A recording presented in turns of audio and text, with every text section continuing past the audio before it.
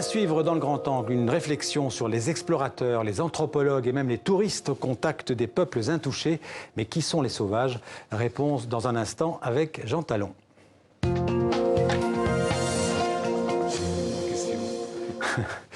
Bonjour Jean Talon. Bonjour. Alors vous êtes éditeur, vous avez aussi été rédacteur en chef d'une revue italienne, Il Semplice. Oui. Voilà, vous êtes traducteur aussi de Georges Perec et d'Henri Michaud.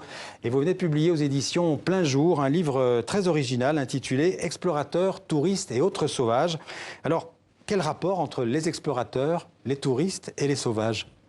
Alors, quel rapport? Bonne question. Ben, les livres, il s'agit de 16 histoires voilà, tirées de la littérature ethnographique qui... on va de la conquête espagnole, donc tout de suite après la découverte de l'Amérique, jusqu'aux nos jours, disons, la fin du XXe siècle, avec les écotouristes, ce qu'on appelle les écotouristes. C'est ces types particuliers des touristes en quête les derniers authentiques sauvages. Oui. Ce qu'on appelle... Ça, c'est la fin du livre. Ça, c'est la fin évidemment, au XVIe siècle, on ne parle pas d'écotouristes. Non. Au XVIe siècle, la première histoire, c'est l'histoire de Cabeza. Alors, une chose qu'il faut dire, c'est des histoires vraies. C'est-à-dire. Alors, c'était une question que j'allais vous poser, parce que ces 16 histoires, elles sont toutes vraies. Toutes vraies et tirées de la littérature ethnographique, parce qu'en Italie, on m'a souvent demandé s'il s'agissait s'il y avait des inventions, des choses inventées. Oui, parce que quand on lit le livre, on a l'impression d'être comme si c'était un reportage. On est avec vous et vous nous racontez cette histoire. Je me dis, mais où est-ce qu'il est allé chercher toutes ces informations? Justement, dans la littérature ethnographique, moi, en jeunesse, j'ai fait des études d'ethnologie et donc j'ai rencontré au fur et à mesure ces histoires. Et à un certain jour, je me suis dit qu'il valait la peine de les raconter. J'avais un certain plaisir à faire partie les autres de ces histoires qui m'avaient surpris, étonné moi-même. Voilà. Peut-être si j'aurais fait l'ethnologue, j'aurais pas écrit ces livres. Parce que peut-être je n'aurais pas eu le même étonnement par rapport à la distance. La distance, exactement. Parce que vous auriez été peut-être sur le terrain, justement. Sur le terrain ou avec une attitude différente par rapport aux choses. Alors, on va en parler de quelques-uns, parce qu'on ne va pas pouvoir parler des 16 histoires, mais vous avez cité le premier, justement, Cabeza ou Cabeza de Vaca, donc la tête de vache. C'est le surnom, j'imagine, d'un explorateur espagnol. On le voit là. Oui, c'est lui. Oui, voilà. Et donc, il est parti en conquérant. Et puis, il est devenu guérisseur, en fait, des Indiens sur l'île d'Hispaniola, qui est en fait Saint-Domingue aujourd'hui. Non, là, c'est l'île... Il l'appelle, lui et ses copains avec qui il a naufragé, il l'appelle l'Isla de Mala Suerte. Mais c'est l'actuel Galveston, en Texas. D'accord. C'est une île en Floride. Enfin, il est aussi allé sur l'île d'Hispaniola. Il a pas mal voyagé. Oui, lui, il a voyagé. Après, il a eu d'autres aventures, même... dans les Chaco, c'est vraiment un aventurier. Et en fait, donc il les a pas tués, les Indiens. Il est devenu guérisseur. Non, il est guérisseur. Il est devenu guérisseur au départ, malgré lui. C'est-à-dire les Indiens qui avaient, comme presque toujours à l'époque, l'idée, et ça c'est les premiers des malentendus, parce qu'en fait, les fils conducteurs du livre, c'est les malentendus, en fait, qui parfois est carrément comique, digne d'une comédie de l'absurde, si vous voulez. Et en fait, les Indiens croyaient, comme souvent, comme presque toujours, que ces blancs barbus qui étaient venus on ne savait pas où, voilà, avaient des pouvoirs particuliers, et donc ils les forcent. D'abord, il les réduit en esclaves, comme des esclaves. En fait, ils sont réduits en état d'esclavage. Et puis, à un certain moment, comme ils commencent à tomber malades, il leur demande de devenir guérisseurs. Au départ, ils refusent, ces blancs, ces 4 blancs, ils refusent en disant que nous, on ne connaît pas ça. Et ensuite, ils le font, et la chose incroyable, c'est que c'est efficace. C'est-à-dire qu'il y a les Indiens qui guérissent. Et vous terminez le chapitre en disant « Il a su conquérir autrement que par l'épée ». Que par l'épée, voilà. Parce que cette histoire, ces histoires tout au long, ces récits tout au long d'une histoire qui dure 4 siècles, c'est aussi une histoire tragique, évidemment.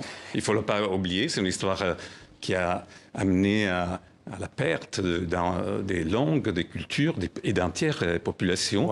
Mais c'est aussi une histoire disséminée des réciproques malentendus dignes d'un théâtre de l'absurde, parfois carrément comique même. C'est la grande histoire à travers des petites histoires très humaines. Chaque fois, ce sont des rencontres humaines, parfois tragiques.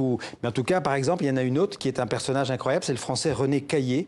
Alors lui, il part je résume en 2 mots, il part en Afrique en 1815, il a à peine 16 ans. Donc il part d'abord au Sénégal, mais en fait, son obsession, c'est d'aller à Tombouctou, au Mali. Et donc, il va y arriver. Il va y arriver, on peut le dire, parce que ce n'est pas un polar, donc il n'y a pas d'âge des spoilers. On peut dire la fin, oui. Oui, et là, ce qui m'a attiré dans cette histoire, tout d'abord, c'est un personnage inouï, peut-être en France, plus connu, en Italie, personne ne le connaît, et il n'a jamais été traduit, en fait. Et c'est les premiers chrétiens, disons, qui arrivent à... mais il les fait en se déguisant en un arabe musulman. Voilà. C'était la seule façon pour arriver. Il a traversé l'Afrique en fait, ce qui est actuellement la Guinée. En fait, il est parti de là. Et donc à pied, avec les caravans des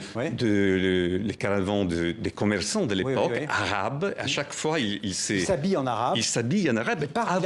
Avant de partir, il fait un apprentissage, on peut dire, un apprentissage chez une population qui s'appelle les Brakna, où il apprend les versets du Coran. Et il se convertit à l'islam. Il se convertit à l'islam. Mais ce qui, en fait, la chose incroyable de cette histoire, que j'ai tiré de son journal, qui a été publié en français, qui est 2000 pages, je crois, comme ça, c'est qu'il est obsédé par cette idée de attendre Tombouctou. Et une fois qu'il y arrive, la vision de Tombouctou est tellement décevante à ses yeux que ça prend 2 pages de son journal. Donc, quelque chose... Cette quête, ça dure... C'est presque une quête mystique, en fait. C'est une sorte de martyr du voyage. Puis ça se termine mal, parce qu'en fait, il va aller à pied jusqu'à Tanger, et il va aller... Je crois qu'il va avoir le scorbut, il va être malade, et il va mourir. Il va mourir assez jeune. Très jeune, comme la plupart des protagonistes de ces livres. Alors, on avance dans le temps, parce qu'il y en a encore plusieurs. Il y a Frank Hamilton Cushing, qui, à la fin des années 70, il va vivre, lui, et donc lui, il va s'immerger dans la population amérindienne du Nouveau-Mexique, pour comprendre en fait les populations. C'est assez révolutionnaire comme démarche à l'époque. C'est un moment, disons, la moitié du livre, des histoires du livre, concerne justement ces gens qui aspirent à se confondre même avec les prétendus sauvages. Il y a vraiment une fascination. Cette histoire, c'est une histoire tragique, mais c'est aussi une histoire d'une fascination. À partir de la découverte de l'Amérique, naît la figure du sauvage qui a nourri en fait l'imaginaire, les utopies, la pensée occidentale. Et ces personnages, surtout de la deuxième partie du livre, partent avec cette idée de comprendre ces populations et se confondre. Ils deviennent des sauvages, entre guillemets, eux-mêmes. Parce qu'en fait, c'est vraiment un livre sur la rencontre avec l'autre. Sur la rencontre avec la différence à travers les siècles. Qui transforme les protagonistes. Voilà. Et alors, il y a encore un autre, parce qu'on ne peut pas les citer tous, mais il y a Franz Boas, qui est un autre grand anthropologue américain. Un père de l'anthropologie. Voilà. Il s'est beaucoup intéressé aux Esquimaux, aux Inuits. Il était allemand émigré aux États-Unis. Voilà. Et alors, il va sur l'île de Vancouver et il ramène un Indien. Là c'est une espèce de... C'est inverse. Il ramène un Indien à New York pour voir comment l'Indien va réagir dans une ville, dans la mégalopole. Et ça, c'est une anecdote très connue dans les milieux anthropologiques, des ethnologues. C'est-à-dire Boas, c'est-à-dire à un certain moment, il a eu l'idée, il n'a pas pratiqué beaucoup ce qu'on appelle l'observation participante. Il a enseigné à New York la plupart du temps, mais il avait des informateurs indiens qui lui procuraient des objets et aussi les mythes qu'il a étudiés de façon remarquable. Et à un certain moment, il a eu l'idée d'inviter un de ses chefs indiens à New York pour voir ses réactions. Il était intéressant, c'est-à-dire voir les réactions de l'autre par rapport à nous, c'est une façon de comprendre, c'est aussi une autre voie pour comprendre la mentalité de l'autre. Je disais tout à l'heure, explorateurs, touristes, et qui sont les sauvages? Qui sont les sauvages. Et en fait, alors quand je suis parti en écrivant ces livres, simplement, je suis parti avec l'idée de raconter des histoires qui m'avaient surpris, étonné et plu. Mais au fur et à mesure que je les ai disposées en ordre chronologique, j'ai vu qu'il y a qu'il y avait une parabole qui s'est dessinée. Et à la fin, et les titres français découvrent un peu le jeu, au contraire du titre italien. À la fin, on comprend bien qui c'est les sauvages. C'est quoi le titre italien? Rencontre avec les sauvages. D'accord, oui. Mais on m'a dit que c'était pas, je sais pas, qui marchait pas. D'accord. Non, mais là c'est très bien. J'aime bien ces titres aussi. Mais c'est un titre qui, disons, dévoile un peu le. Oui. Parce qu'à la fin, on comprend. Soit les touristes de la dernière histoire, soit nous vus par les yeux de quelqu'un qui vient de. Alors. L'avant-dernière histoire, mais si vous voulez. Alors, il y a l'histoire de... Oui, alors justement, la dernière histoire, c'est ces touristes du XXe siècle, fin XXe, et c'est valable aujourd'hui, en fait, qui se prennent pour des explorateurs et qui vont, par exemple, comme vous le dites dans le livre, en Nouvelle-Guinée, en Papouasie-Nouvelle-Guinée. Il y avait une agence touristique qui organisait ces voyages. Les slogans publicitaires de cette agence, c'était la population la plus sauvage et plus exotique qui existe au monde. Ouais. Voilà, ça c'était disons les slogans. Ouais. Et on a, en fait, il existe un documentaire qui documente ces touristes. Et en fait, ce qu'on voit, c'est assez bouleversant. Les prétendus sauvages qui acceptent cette comédie, en fait, ils jouent un peu leur rôle. Parce que qui c'est les sauvages? C'est qui, en fait? Les sauvages, tout le monde. Là, disons, en regardant, en voyant ces touristes, on a l'impression que, en fait, les indigènes, les gens du lieu, ils sont animés par un bon sens, alors que les sauvages, ceux qui ont des attitudes absurdes, c'est les touristes, souvent. Ouais. Voilà. Et est-ce qu'il y a encore aujourd'hui des terres vierges sur notre petite planète à explorer? Tout d'abord, avec Google Earth, on peut aller partout, non? C'est-à-dire, je crois que vierge et inexploré, comme il était un temps, autrefois, non.